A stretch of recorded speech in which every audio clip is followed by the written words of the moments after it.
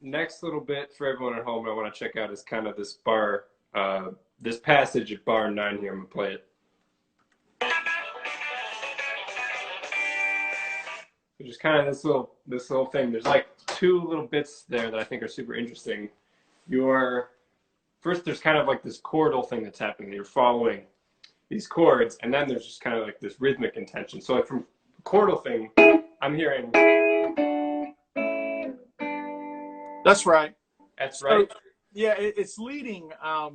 If I'm not mistaken, that's coming out of the last couple of measures of the 4 chord out of the D. Yeah. And then it's headed back to the A. So yeah, the way that works is I'm going to give you a concept first, and then I'm going to show you how it applies to the 4 chord. Okay. So concept first is play over any dominant chord or any root home bass kind of feeling chord. So you're playing 1 flat 7, 1 flat 7, 1 flat 7, right? So it's very chicken pickin 101. Roy Nichols did this with Merle Haggard records back in the day. Right, so slow. And then if you stack the triad a little bit taller to where you're going to go, you see how the thirds down there? Mm-hmm. And then I'm going root third up top. Yeah. So it's like the triad's a little taller than real close together. Yeah.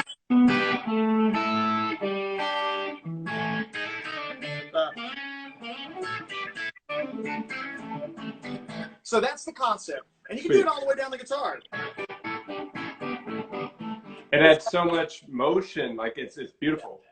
So that's the root flat 7, root flat 7, root flat. Now let's apply that to the 4 chord. So I'm treating 4 as a new root just to play this lick. Cool. So now we're going to have D, C, D, C, like root flat 7, right? That's how my brain can do it without having to do a long division, right? And process so much information. I'm just telling myself D's the new home bass. And then when I resolve to A, it's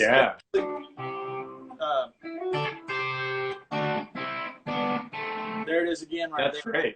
great. So now with the harmony out of the way, the rhythm is what makes it the coolest, right? And basically a lot of the rhythms in chicken picking that I use are based off of funk slap bass players or snare drum root, right? So a funky bass player will be like that.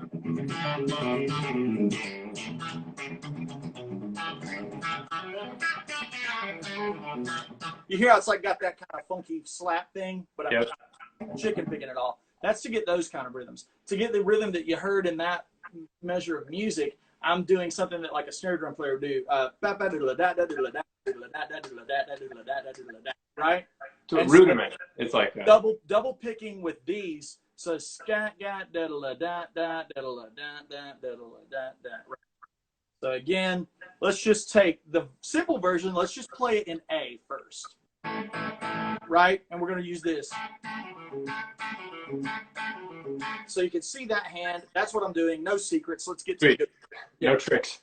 No tricks over there. Slow. So you have a moment of inside picking. So basically my hand is divided into 2 different musicians right now, where this one's just going, right? It's basically this thing on a bigger level, right? Or a smaller level. You're just doing it here. One more time.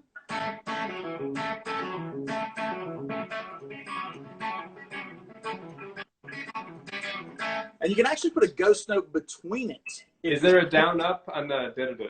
Yeah. One more time. Cool. Now so here, now you can put a ghost note in between it. Wait, where is it? Where is it? Where is it? Now I'm doing. Oh, yeah.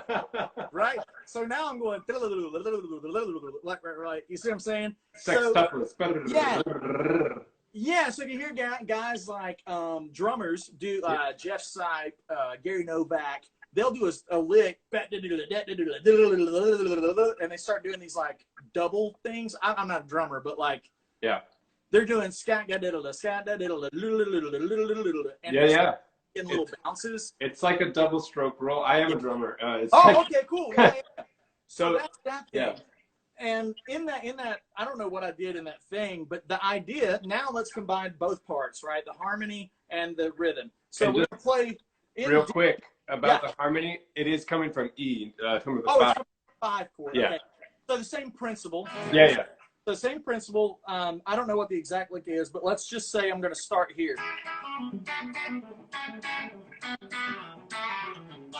Right?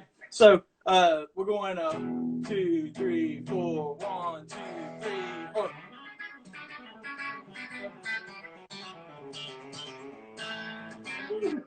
One, two, three.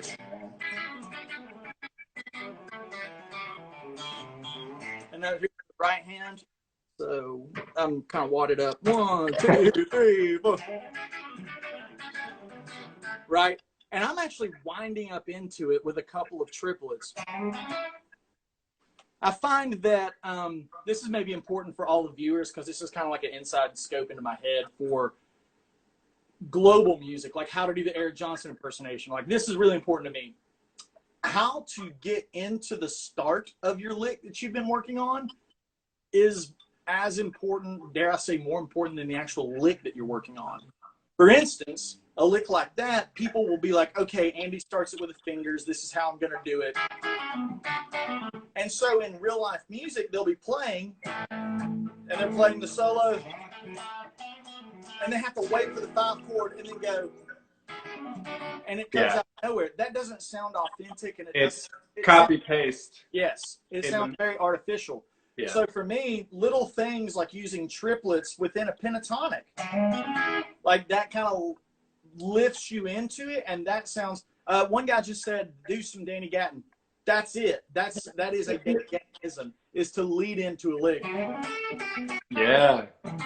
So that's using the same pentatonic over 5. And there's a resolution. But if we're going to go from 5 to 5, and that can go up here too. Like, go up here.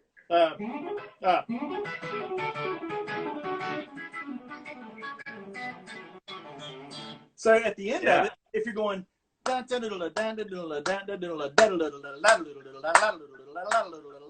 right? So that you can really play with the polyrhythms that way. 2, 3, 4.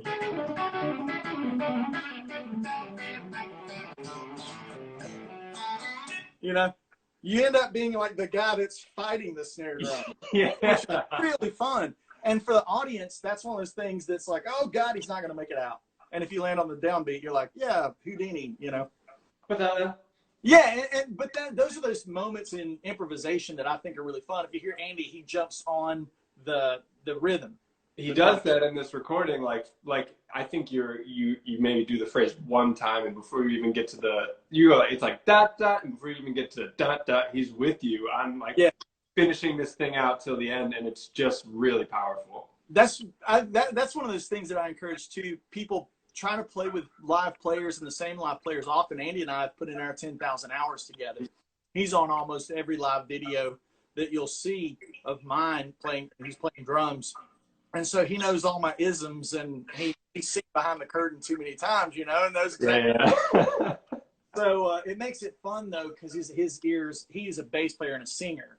So his ears aren't just drum guy. He's listening for harmony and other things. Like he'll do sneaky stuff in the hi-hat or whatever that's acknowledging something. It's just, he's kind of always listening. Awesome. Follow him. Anybody wants to follow him, he's acam3000 on Instagram. So Acamp, C-A-M-P? Or? A-C-A-M. C-A-M. Yeah, Acam3000. Cool. But yeah, great drummer. Good guy. I feel like, what does he say in Spinal Tap? Great look, good drummer. Great look. But yeah, so that's the way I think of the rhythm, and in the harmony is really simple. Just think of whatever chord you're on, then a whole step down, then the same chord, whole step down, and it does that thing. That's an awesome thing to play with. It's, you know, I've never really personally done chicken picking transcribing or that kind of world, but also like even just kind of starting to think about that as a like harmonic option to, you know. Man, you can use it in jazz too. You can use it over like. Like that 2-5-1 that's in Spain, you could have a. So you use it on the chords of Spain.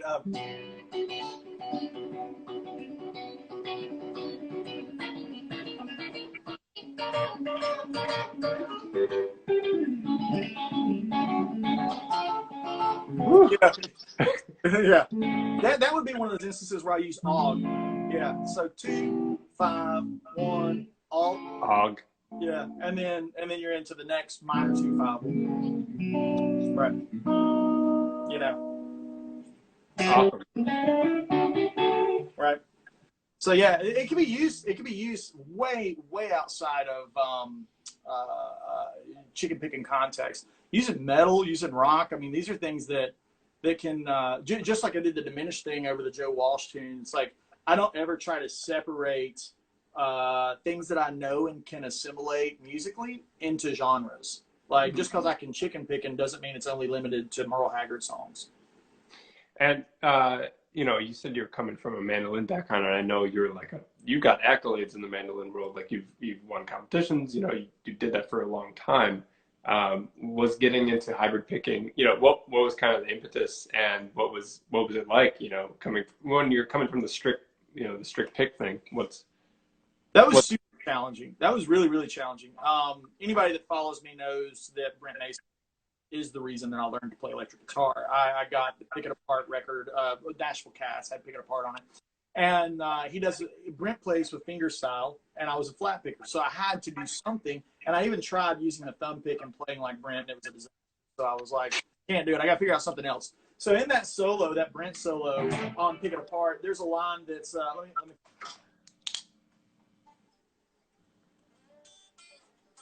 It's after this. This one. That line. So the right hand had to be done where I had to play. So I had to alternate pick that. And then use the hybrid for the one note when I'm having one note by itself. Dang. That is the line and the thing that helped me develop a way to chicken pick, because that was like, I need to figure out a technique that will allow me to play this line that he does like this. If you're a finger picker, Jerry Reed style, playing one note on a string by itself isn't a challenge. It's actually quite easy. Mm-hmm. But if you flat pick, becomes a mega challenge, because you play 3 notes per string, and then 1 note per string, and then another 3 notes per another string. So something like is challenging. Very challenging. You have to kind of change the mechanics. Yeah, and especially if you start like an arpeggio where it's 1 note and then 2 notes and then 1 note, right? So the line is, and my speed tops out at about, that's plenty fast, but on that record, I think that record's at like 195. So it's even faster than that. So I had to develop a technique that could allow me to have that speed. There it is. And you see how much cleaner it is. You can reach it. Like I've always made the joke to myself, if I can't reach in with tweezers and grab the notes, then it's not clean enough, you know? So how long are we talking here from like a time investment standpoint on your end? I'm working on it still to this day. I never really look at something like, oh, I've got it, I'm good now. Mm-hmm. It's still work of art that I'm kind of whittling at. If I like, even then having to like take a swing at it and it not being immediately there lets me know that it's not perfect yet. I know. So even though I could get it in the second take, third take, it's like, if I can't get it instantly every single time, which nobody can, you know what I mean? It's like, that's the beauty of guitar, is we're all chasing some kind of impossibility. Oh, for sure. Yeah. But that's also, yeah, he says, how long did it take before I was comfortable playing it live, though? That's a good question. Yeah. Yeah. So comfortable playing it live, about a year and a half. When I started sneaking it in, it started being a little sloppy, but then, you know, it's like, it started making its way into my playing organically after about a year. One thing I'd like to say to the viewers, very important, maybe the most important thing I'll say today, is when you're practicing, obviously you want to sound bad because you're practicing and pushing yourself to do new things. if you get back and this COVID thing disappears and you're back to playing your gigs, whether you're a weekend warrior, theater player, hired gun, artist, it doesn't matter. The most important thing I think that I've ever heard is the stage needs to have a reverence to it, like a church would have. Respect your audience and don't try to put in things that you can't land. I used to be the world's worst for that in my late 20s. I was trying to put in things that I just could land 60% of the time. And it's the worst when I'm around my buddies because I want to get them to go, oh, he did the thing. You know what I mean? But for me, maturing as a player and being around guys like, been fortunate to become good friends with Andy Tennant. Being around guys like him has given me a perspective, and Bonamassa too. Being around those guys give me a perspective of respect the audience and their time and their money to be there, and play and play what you know you can play and pass along. And I don't mean phone in, but I mean things that you can play with a confidence and a sincerity and an authenticity. You know what I mean? And we all know when we're not being authentic on stage. Oh, most definitely. And well, let me ask you just a little bit about that. I think I've heard Tommy Emmanuel talk about the idea of like what he calls sincere practice, where when he's putting together, when he's working on playing one of his arrangements just at home by himself, he's kind of envisioning the audience, and he's calling that sincere practice. He's playing it exactly like he would for the audience, which I think is a pretty powerful way to get in a particular zone depending on what you're doing in your practice session. It's not for everything, but so there's that. I would just to put a finer point on that. I use that term and just call that rehearsal. Word. There's a difference between practice, rehearsal, performance. Word. So how do you elevate something, an idea? You're working on this hybrid thing, and it's 9 months, 10 months. It's starting to feel okay. But when are you, what are those rehearsal situations that you do feel comfortable trying those things in? Because you're setting this bar, which is really important for respecting the audience. Like I play a lot in theater, in the orchestra, and it's almost the extreme of that. Like there's no wiggle room, I would say, okay, here's a real world application. We were going to play, the beginning of this year was really super busy. We had NAMM, we had Elements of Sound, we had Shiprock. We were doing a lot of events. And my guys have played my tunes hundreds of times. And still yet, when we get together to rehearse, we'll rehearse once or twice. And at that moment, we'll take a look and an introspective view at the show, the flow of the show, the musicality of the song choice. And then as we play in rehearsal, we will still do the improvised sections at least one day and just see where we guide each other. And if I'm not landing something, I know it doesn't belong in the show that's in the immediate future.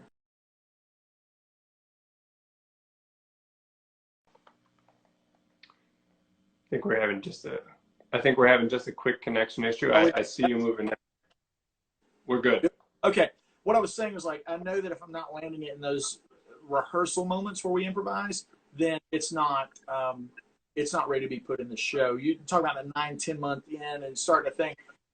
One of the things that can help that, because I play guitar all the time, is one of the things I'll do is in my living room, which is above the studio in the house, I will put on a YouTube channel where YouTube it'll put together a mix for you of things that it thinks you want to hear. I've been listening to a lot of Marcus King and Southern Rock lately, so it's playing a lot of Allman Brothers and Chris Stapleton and stuff like that. And I'll just play along with it. When the guitar plays the solo, I'll take my solo and I'll improvise to that. And that is a great organic way to test the waters, even though you're on your couch. You're forced into a artificial environment of playing songs that you don't play and playing over a solo that you're not playing over. And if that technique sneaks its way in, that's sweet. Yeah, that's kind of a nice barometer for me. I've never heard anybody do something like that. That's really cool. Yeah, to me, my best practice times is when I'm actually playing along to things that I don't know what's coming at me. Also, I'm a big video gamer. In between load times, I'll play guitar randomly and just see if I can land an idea that's in my head at that moment without it without any kind of preference. I catch myself not working, or not necessarily this. I catch myself not pushing myself these days into avenues that aren't going to be in my art. Mm-hmm. For example, I love to hear guys. We talked about Nathan. We talked about him. I love to hear guys play multi-fingered, open tuning stuff. And used to, as a youngster, I would work on things that like that. You know what I mean? Just because I liked it, and then, but I never used it, right? So these days, I'm trying to double down on things I'm going to use. It's a mentality that Steve Vai talks about. Cultivate your strengths. You know what I mean? For the end goal of making your own musical statement, right? Versus learning something because you think you need to, because you think that'll make you a better guitar player. Yeah, I've heard people talk about in other avenues, not music related, but they are talking about a similar concept of like 5 feet wide and a mile deep. That's right. Yeah. That's it. For those, that's a great one. 5 feet, 5 feet wide and a mile deep, versus trying to be a jack of all trades, master of none. You know what I mean? Kind of thing. But that doesn't mean that you can't implement things. Like, I know there's plenty of people that probably don't chicken pick that might grab a little something from this session. And I think so. I plan to. Yeah, it's like, that's really how I found my voice, coming from a very redneck side of life. Most people that hear my show or live show would never guess that I'm a bluegrass mandolin player until halfway through the show. I get my mandolin and do some bluegrass, right? So it's like everybody's got a different starting point. Different, and their journey's been different. Like I started at Sam Bush and Bela Fleck, and then had this offshoot to like John Petrucci and Killswitch Engage, and then another offshoot over here that's Chick Corea, and then another offshoot. But now I'm back, and I feel like now I know where my voice is, and it is instrumental music, similar to the Dixie Dregs, where it's like there is that Southern flair, but there's all these elements of odd time signatures or shredding or cool harmonic things or whatever, but I always really value having a banjo, fiddle, or steel playing adventurous music. You know what I mean? People don't hear that. Totally. And I see Nathaniel is here. What's up, dude? Dude, thank you for tuning in. I know you live, I think if you still live where you live like a few blocks away from me in Chicago. So when this is over, I don't know, I think some grilling is in order. But he's saying, I've struggled to get into standards for years, so much to learn for them, but just switch off when learning them. I do too. I learn standards when they can be implemented into my art, my statement. Sometimes when we'll do like small acoustic sessions, we'll do Scrapple from the Apple. Or we'll do, a standard, because for those that don't know, jazz standards are very similar to bluegrass fiddle tunes, not harmonically, but form. You play the head, you improvise over the head, you play the head, and you tag it, and you go home. You know what I mean? So a tune like Scrapple from the Apple, very not far away from, Sweet Georgia Brown, which is a common bluegrass. Oh, for sure. Yeah. They're living in the same world, So when I learn a standard, I try to learn something that's going to make sense, that I can apply to other aspects of my musical statement, and that helps keep me engaged. There's been a million points in my life where I've sat down to work on the Coltrane Matrix. I get it under my fingers for a couple of days, and then I just don't ever play it again. Well, and right? Like you're going to benefit from that exposure. Even and like you're choosing not to like cultivate it for your artistry, which I think makes sense, right? Right. And it's good to we were talking jack of all trades, master of none, but like I think the rest of that verse finishes better to be than a master of one. It's more about like taking in as much as you can is a positive thing, but then like practicing your performance is probably the way to solidify that and to turn it into something that's actually good for a listener. You know who's a great example of this? A great example of music in general and everything is Derek Trucks. Derek Trucks, some of his Derek Trucks band's albums, they'll do like Mr. PC, but they don't do them and they don't sound like jazz tunes, even though it sounds like jazz.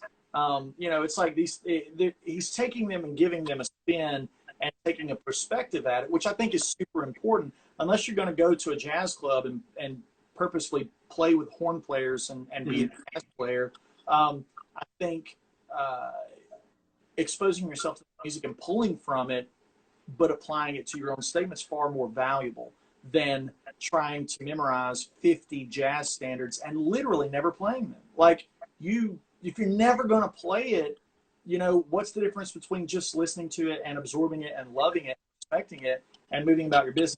Same way with metal. You know, I'm never going to play in a band that sounds like Meshuggah. It's not going to happen. But when Ben Eller has that stuff on, I'm like, Jesus, that's heavy. That's awesome. You know, and like really loving it and appreciating that statement. A band he's been listening to a lot around me has been Car Bomb. That's not for me. That's not my musical statement. That's not what I'm going to do. But when I listen to it, I'm like, yeah, it's awesome, dude. That's heavy. They've got a thing. They've made their statement. Yeah. And I think we as guitar players get so obsessed with the competition of trying to learn everything that we forget to make our own statement, you know, our own artistic musical statement, you know? Yeah. I was talking to Landon Jordan about that a little while ago because I you know, do so much transcribing, and I think occasionally you get this feeling of like you hear something that's amazing, but you wish you hadn't heard it because you're like, oh, now I have this compulsion to try to figure it out, even though maybe it's not useful. And he said something like, you know, I only spend time figuring out stuff that, like, when I'm listening to it in the car and I turn off the car, like I just have to stay in the car and finish listening. It has to be that important for me. That's right. To follow it down that. Yeah, because I'm sure at your level, Nathan's level, Landon's great, man. He's one of my dudes. There's a level you get to where you can hear things and implement it without having to have the guitar in your hands. Like I think Nathan or Landon could hear that rhythm and immediately play it, right?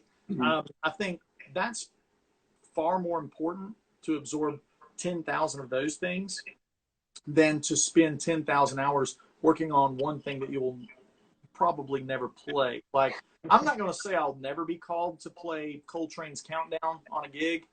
It could happen. Anybody are really minute. Any promoter watching right now, look out and just very, very small chance of me having to play that song. So I choose not to spend the manpower to work on that. I would rather work on the faux slide thing. I'd rather work on musical ideas that will help me put on a better show and a better performance for my audience, you know?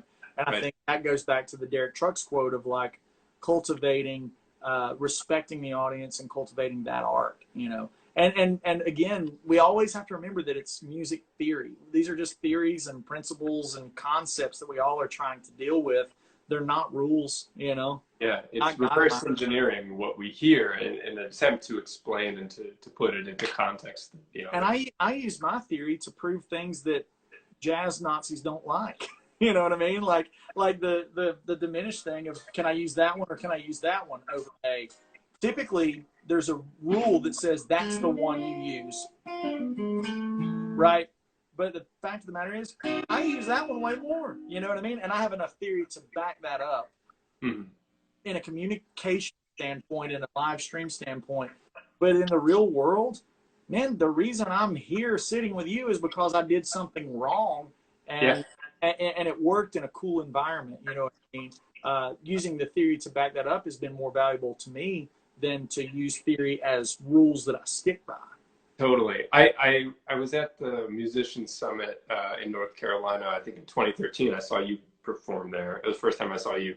And I sat in on a masterclass that Isaiah Sharkey was doing. And I asked this question that, you know, I feel kind of stupid about, but I said, like, you know, what do you do when you don't understand, if you can't name the concept of what you're playing?